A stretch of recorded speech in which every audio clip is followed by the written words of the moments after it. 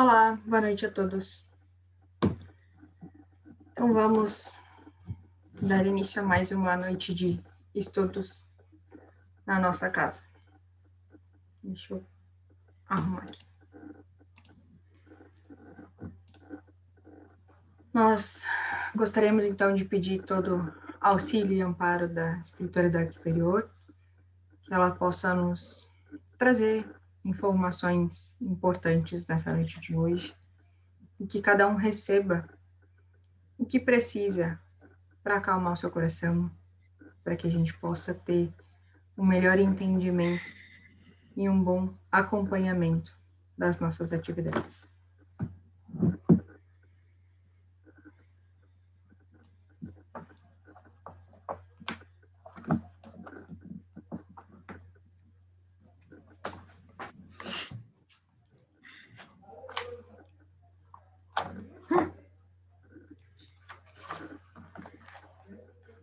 Quem é minha mãe e quem são meus irmãos? E tendo vindo para casa, reuniu-se aí tão grande multidão de gente, que eles nem sequer podiam fazer sua refeição. Sabendo disso, vieram seus parentes para se apoderarem dele, pois diziam que perdera o espírito. Entretanto, tendo vindo sua mãe e seus irmãos, e conservando-se ao lado de fora, mandaram chamá-lo. Ora, o povo se assentará em torno dele e lhe disseram: Tua mãe e teus irmãos estão lá fora e te chamam. Ele lhes respondeu: Quem é minha mãe e quem são meus irmãos? E, perpassando o olhar pelos que estavam assentados ao derredor, disse: Eis aqui minha mãe e meus irmãos. Pois todo aquele que faz a vontade de Deus, esse é meu irmão, minha irmã e minha mãe. Singulares parecem algumas palavras de Jesus, por contrastarem com a sua bondade e a sua inalterável benevolência. Os incrédulos não deixaram de tirar daí uma arma, pretendendo que ele se contradizia. Fato, porém, irrecusável é que sua doutrina tem por base principal, por pedra angular, a lei do amor e da caridade. Ora, não é possível que ele destruísse, de um lado, o que do outro estabelecia. Donde esta consequência rigorosa? Se certas preposições suas se acham em contradição com aquele princípio básico, é que as palavras que lhe atribuem foram ou mal reproduzidas, ou mal compreendidas, ou não são suas. Então, que nós possamos cada vez mais alinhar e trazer as nossas palavras e os nossos atos no sentido da bondade, da caridade e do amor ao próximo. Que nós tenhamos uma boa palestra e que possamos ter uma excelente noite. Recado, então, a noite é com você. Obrigada. Muito obrigado. Boa noite, meus irmãos. Que Jesus nos traga a todos a paz e o entendimento para esse estudo, pequeno estudo, essa pequena análise que vamos fazer hoje a respeito dos seus ensinamentos. Inicialmente, nós vamos lembrar de um profeta Isaías, que teria vivido ali entre 650 anos, mais ou menos, antes de Cristo.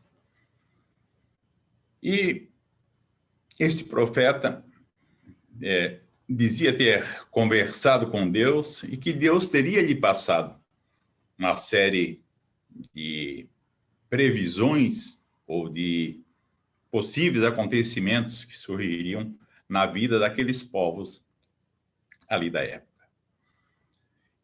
E na sua sexta profecia, lá no item 9, ele relata que Deus teria dito para ele. Ele disse: vá e diga a este povo, estejam sempre ouvindo, mas nunca entendam. estejam sempre vendo e jamais percebam. Com essa introdução, nós vamos trazer o tema de hoje, que é o paradoxo da candeia.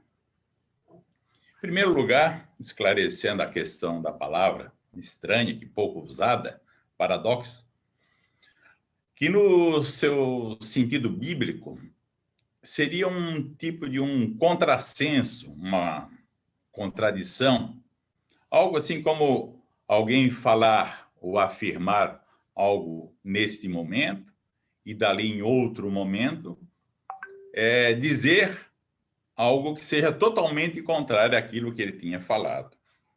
No caso, vamos dizer, do Cristo, seria como se o Cristo tivesse dito alguma coisa e em outra exposição, em outra apresentação, ele tivesse falado algo que parecia ser contrário ao que ele tinha dito antes. Um outro termo que nós encontramos aqui no título também é a questão da candeia. A candeia, na época, era um pequeno aparelho de iluminação que se pendurava ou se colocava em cima de um velador ou de um candeeiro, como se chamava, para iluminar o ambiente. Tipo de uma lamparina, mas para perto dos nossos tempos, dos nossos pais, dos nossos avós. Eu ainda peguei. Então, a candeia seria uma pequena lamparina, vamos dizer assim, que, lógico, quanto mais alto se colocasse, mais a luz dela se expandia e alcançava distâncias maiores.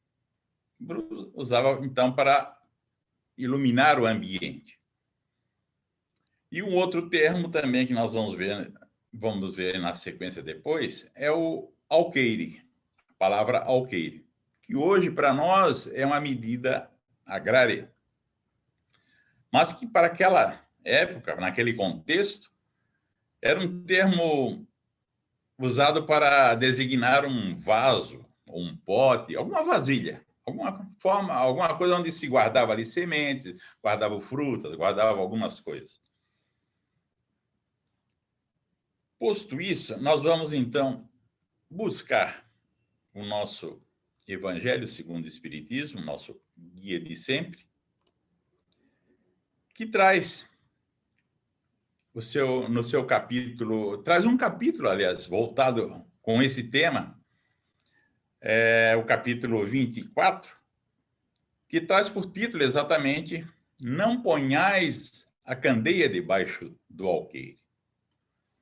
E ali, então, nós temos os relatos dos apóstolos. Por exemplo, São Mateus nos traz no seu Evangelho, capítulo 5, versículo 15, a narrativa de que Jesus teria falado de que ninguém acende uma candeia para pô-la debaixo do alqueire, ou seja, ninguém acende a candeia para botar uma caixa em cima e tapar. Põe-na, ao contrário, ele diz, sobre o candeeiro, a fim de que ilumine a todos que estão naquela casa ou naquele ambiente. Nós temos, na sequência, um relato também de Lucas, capítulo 8, versículos 16 e 17 do seu Evangelho, em que Jesus teria falado que ninguém há, depois de ter a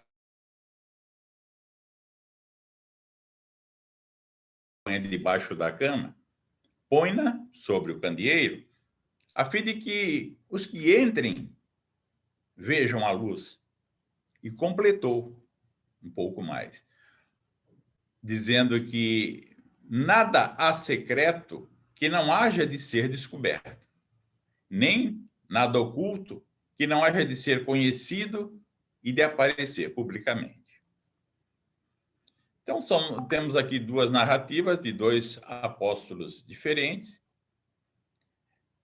E aí, os seus discípulos, após nessa passagem, se aproximaram dele e interpelaram. Mas por que fala-lhes por parábolas? Então, Jesus, respondendo a eles, disse: é porque a vós outros, ou seja, os apóstolos, foi dado conhecer os mistérios do reino dos céus. Mas a eles, e aí apontou para o povo que os ouvia, a eles isso não lhes foi dado. E ainda completou: porque àquele que tem, ou que já tem, mais se lhe dará e ele ficará em abundância. Aquele, entretanto, que não tem, mesmo o que tem, se lhe tirará. Então já vemos aqui uma afirmação meio estranha, às vezes de difícil interpretação. Mas é uma das lições que Jesus deixava na época para que fosse melhor entendido o seu objetivo. E completou ainda Jesus naquele momento: eu falo-lhes por parábolas, porque vendo, não veem, e ouvindo, não escutam e não compreendem. E ainda completou mais um pouco, ao dizer: e nele se cumprirá a profecia de Isaías.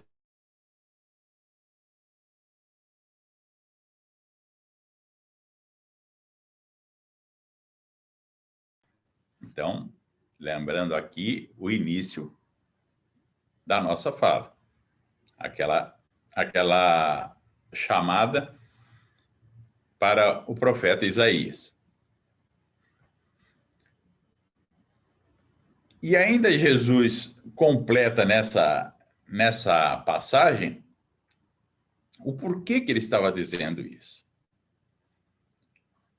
Ele falou aos seus apóstolos: porque o coração desse povo se tornou pesado, os seus ouvidos se tornaram surdos, diz o mestre, e eles fecharam os olhos para que não vejam, fecharam os seus ouvidos para que não compreenda, e que, tendo se convertido, ou mesmo tendo se convertido, eu não os cure. Aqui já é um complemento de Mateus, relatando o que o mestre teria dito na sequência. Bom,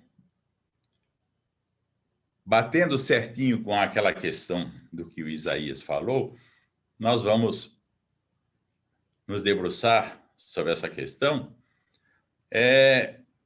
ao ver de que o conhecimento aprofundado das verdades divinas, normalmente, ou sempre, vamos dizer assim, nos conduz a compromissos grandes, compromissos de renúncia, a compromissos de transformação, que nem todos gostam de assumir normalmente.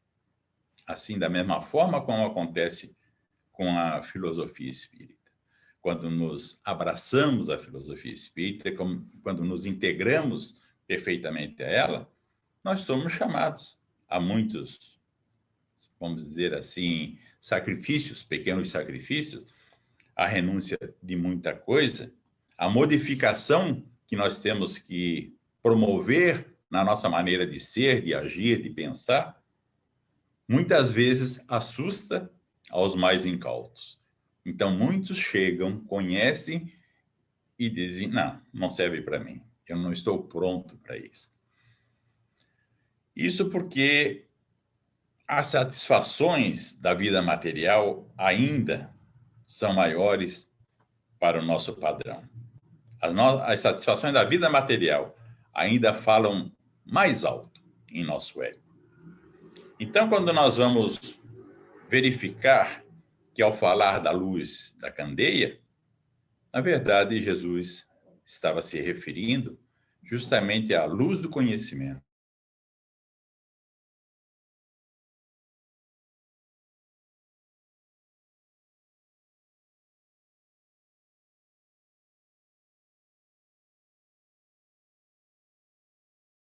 E, lógico, que essa luz não poderia ficar escondida em proveito apenas daqueles que a recebessem diretamente, como era o caso dos apóstolos.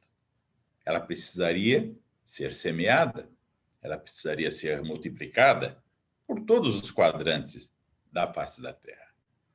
Então, nós vemos agora de que a luz da candeia a que Jesus se referia não era daquela lamparina.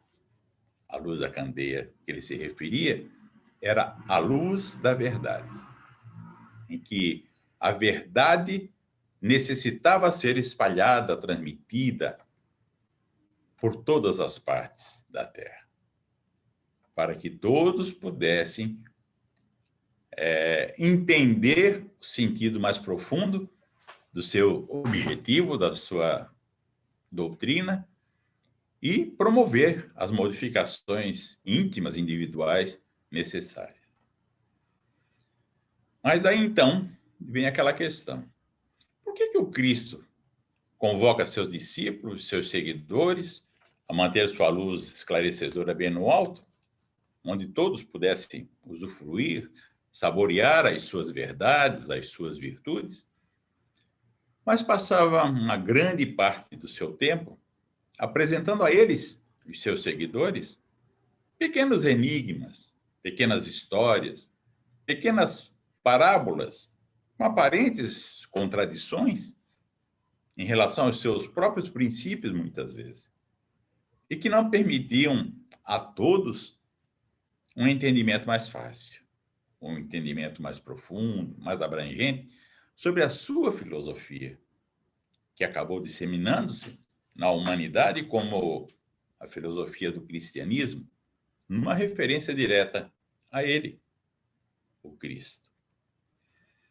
Por que ele não entregava a todos já por igual as suas lições, as suas informações já mastigadinhas, vamos dizer assim, facilitando a sua pronta aplicação, criando mais profundos entendimentos que possibilitasse mais simplesmente a multiplicação pela humanidade e todo aquele valor, de todo aquele significado, daquele conteúdo das suas revelações.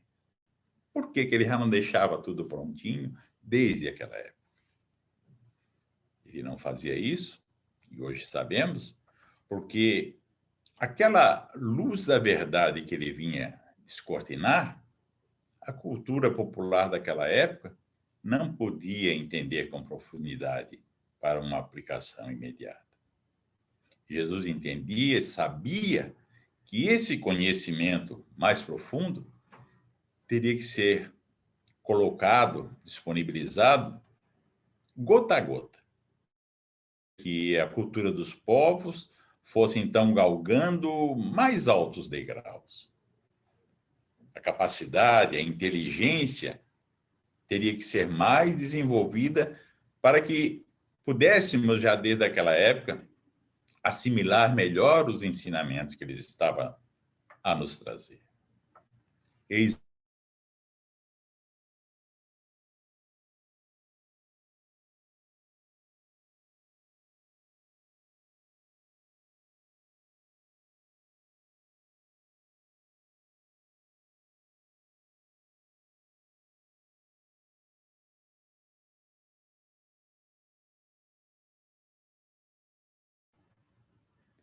Alô? Voltou?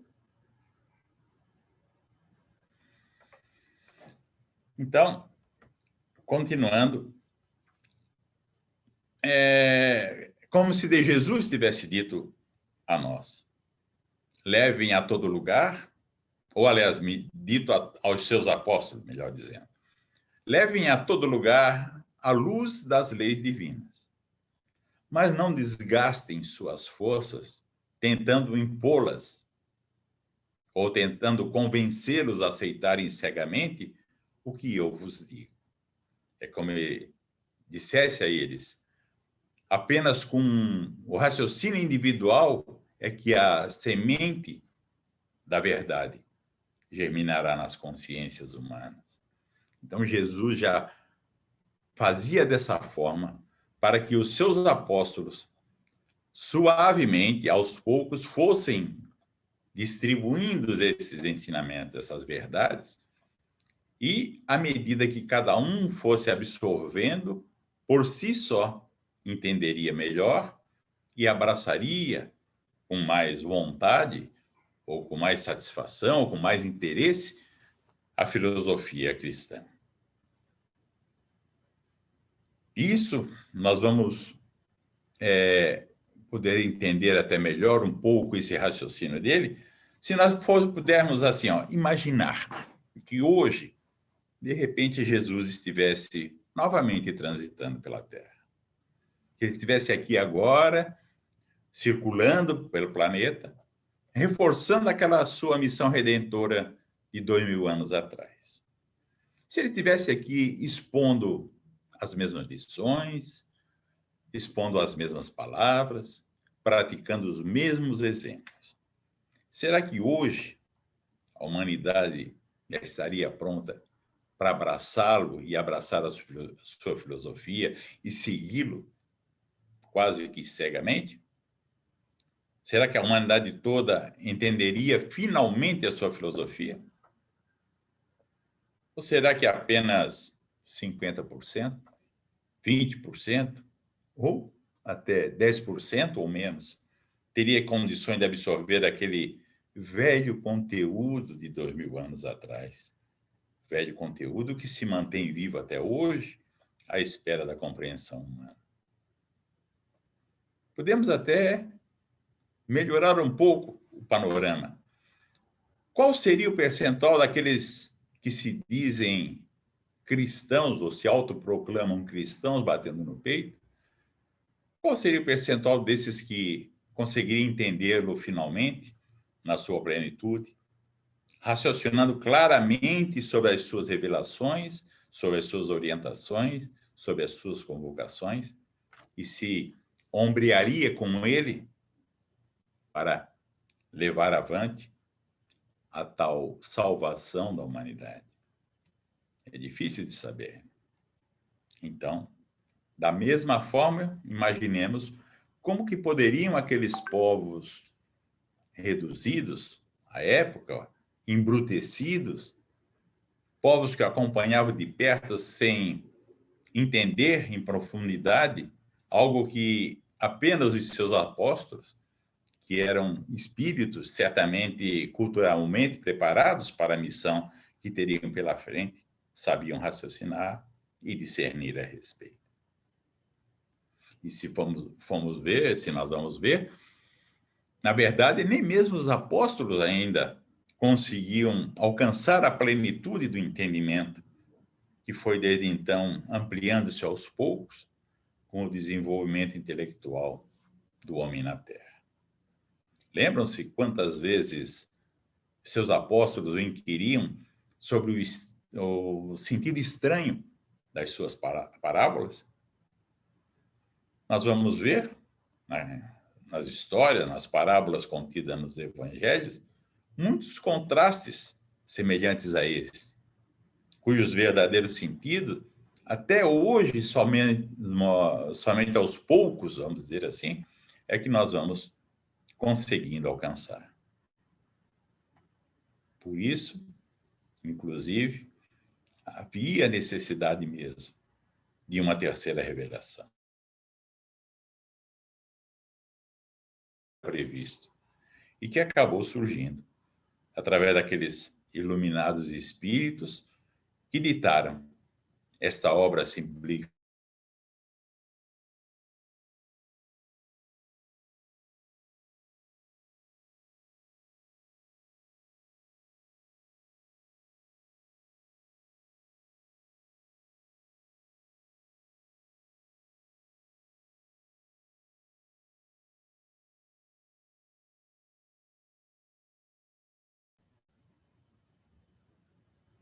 Retornou?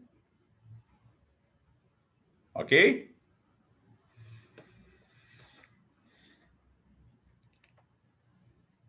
Que, como falamos, vou retornar um pouquinho. Inclusive, aí a necessidade de uma terceira revelação, que Jesus já deixara previsto, e que surgiu através daqueles iluminados espíritos que ditaram esta obra simplificada no seu entendimento, mas magnífica no seu conteúdo, o Evangelho segundo o Espiritismo, que veio a ser consolidada, que veio a ser emoldurada por Allan Kardec em 1864. E aí sim, desmembrando, desmistificando, diluindo, ampliando e traduzindo para uma nova época, para uma nova cultura, tudo o que o mestre outrora nos ensinara. Aí agora reagrupadas as lições, desanuviadas as incertezas, esclarecidas as dúvidas, renascem os ensinamentos de Jesus, sob uma nova roupagem, em que os estudos constantes permitem agora, sim, o seu entendimento. Agora por toda a humanidade, devido à simplicidade da sua apresentação e do seu conteúdo. Estaria tudo resolvido, então, finalmente? É claro que não.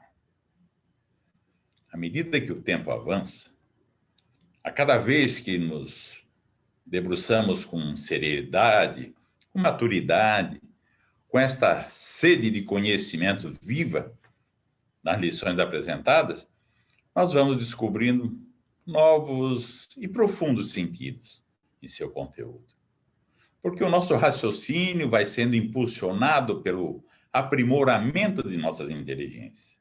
E aí nos permite descortinar a cada dia ampliadas visões daquelas palavras que o mestre dos mestres nos legou na sua breve passagem pela Terra.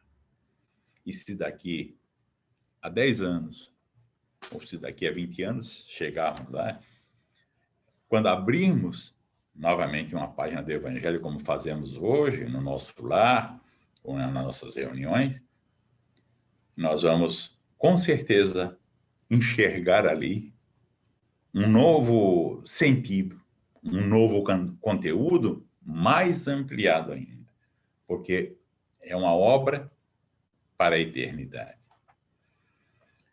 Então, é em razão disso, meus irmãos, que nós temos que cuidar, porque mesmo tendo estudado essa obra magnífica do Evangelho segundo o Espiritismo, que fosse por 10 vezes, ou por 20, ou por 30 vezes, se alguém tiver estudado tanto,